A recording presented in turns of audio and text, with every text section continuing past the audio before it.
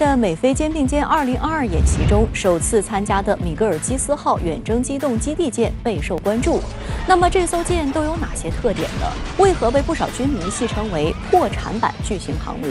目前美海军共配备3艘远征机动基地舰，其他2艘分别是刘易斯普勒号与赫希尔威廉姆斯号。值得指出的是，在美国海军协会网站的舰队与陆战队跟踪板块当中，从驱逐舰到航母的实时航行位置都可以被查到，唯有远征机动基地舰与各类核潜艇的信息几乎是空白。这充分说明美国海军对于远征机动基地舰的部署情况严格保密。那么美海军用它来干什么呢？冷战时期，美军在全球的基地数量一度超过5000个，冷战结束后，这一数量已经骤降至370个。但美军追求全球布局战略的思维并未改变，而海军舰队海外落脚点大幅减少，必然影响到谋求海上霸权的野心，于是专门发展了远征机动基地舰。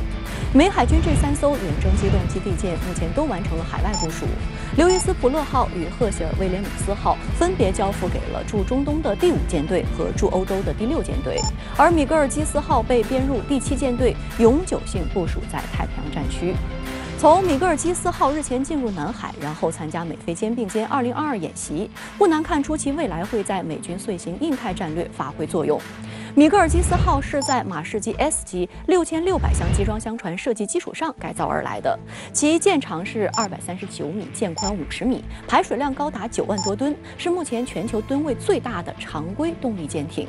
米格尔基斯号的设计很独特，首尾都有上层建筑，中间段的设计类似于我们在都市中常见的高架桥，就是用数十根钢制立柱支撑起面积为4831平方米的飞行甲板。在这个开阔的飞行甲板上设有4个起降点，可同时供4架 MH53重型直升机或4架 MV-22鱼鹰轻转翼飞机起降。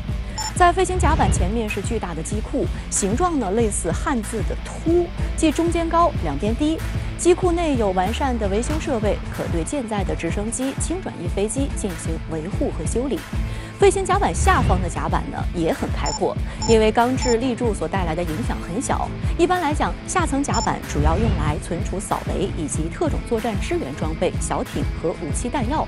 在下层甲板左侧前方布置有一台13吨吊机，后方布置有一台40吨吊机，主要用于调运扫雷以及特种作战支援装备、特战快艇以及其他装备。从作战应用角度来分析，米格尔基斯号内部空间巨大，在部署上有较强的灵活性，在搭载不同的装备与其他舰艇合作后，可以产生不同的作用。具体而言，可充当以下角色：第一种是海上基地，作为人员装备的移动部署平台；第二种是登陆平台，通过立体投送方式提升美海军2栖攻击能力；第三种呢是航母编队后勤，可以携带战舰和舰载机备件等，以提供维修服务，让编队作战舰艇更专注于作战。